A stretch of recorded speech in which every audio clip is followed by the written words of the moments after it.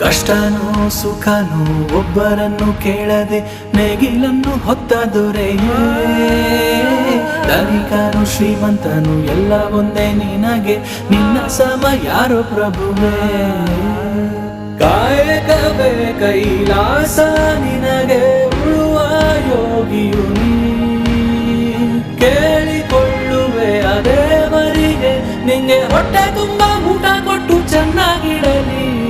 ರೈತ ಕಲಿಯುಗ ಕಾಮಧೇನು, ರೈತ ನಿಂಗೆ ವಂದನೆ.